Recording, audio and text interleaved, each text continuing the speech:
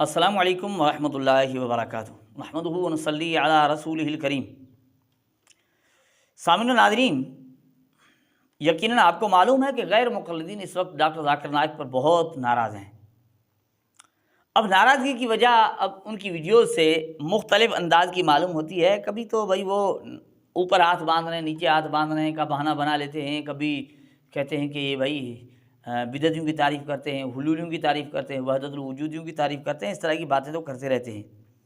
لیکن ایک بڑی وجہ سامنے آئی ہے جو ہم آج آپ کو بتانا چاہتے ہیں کہ ڈاکٹر ذاکر نائک پر آخرکار یہ ناراض کیوں ہیں، یہ کیوں ناراض ہو گئے ہیں ڈاکٹر ذاکر نائک سے، کیوں ان کی مخالفت کر رہے ہیں، ان کا رد کر رہے ہیں، ان کی وجہ کیا ہے۔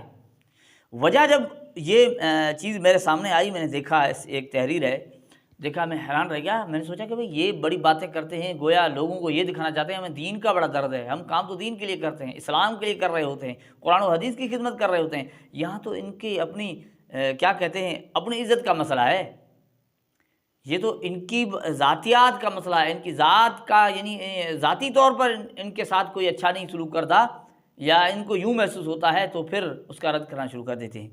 یقین آئے تو آپ دیکھ لیجیے، یہ تحریر آپ کو پڑھ کر سناتا ہوں، آپ خود بھی دیکھ لیجیے۔ دیکھیں کیا لکھا ہے ڈاکٹر ذاکر نائک سے۔ کراچی میں 5 اکتوبر کو اہل حدیث علماء کی ملاقات کا احوال عبدالحمید گوندل صاحب کی زبانی۔ میرے کرم فرما، کیا لکھتے ہیں، الرحمن ادرس کچھ ایسا لگا ہے صاحب نے مجھے کمنٹ میں یہ تحریر کاپی پیسٹ کر کے لگائی، اس میں جو خاص بات ہے وہ میں لکھ رہا ہوں۔ گوندل صاحب لکھتے ہیں کہ قاری خلیل الرحمن نے اپنا تعارف کرایا اور ساتھ ڈاکٹر عامر لیاقت کے پروگرام کا حوالہ دیا کہ کس طرح انہوں نے ڈاکٹر ذاکر نائک کا دفاع کیا تھا۔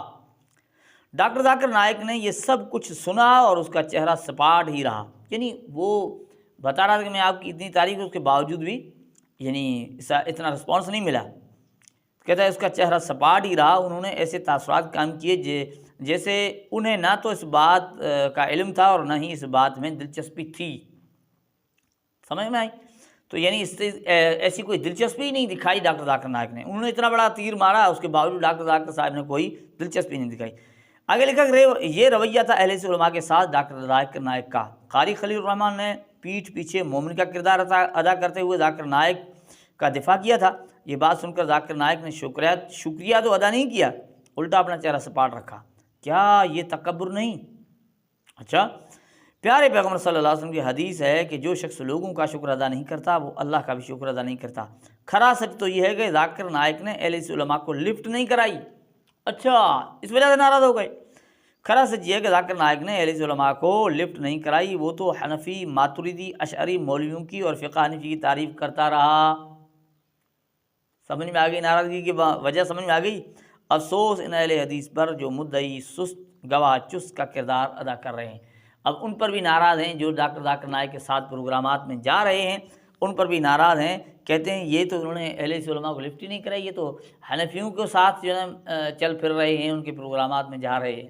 تو ناظرین، وجہ کوئی دینی مسئلہ نہیں تھا، ان کی ذات کا مسئلہ تھا کہ انہیں عزت کم دی گئی، انہیں یعنی رسپانس کم دی گئی، انہیں ڈاکٹر ذاکر نائک نے کوئی ایسی دلچسپی نہیں دکھائی، اس وجہ سے جناب غصے ہو گئے اور ناراض ہو گئے۔ ناراض ہو کر بہت سارے ان کے بیانات سامنے آ گئے۔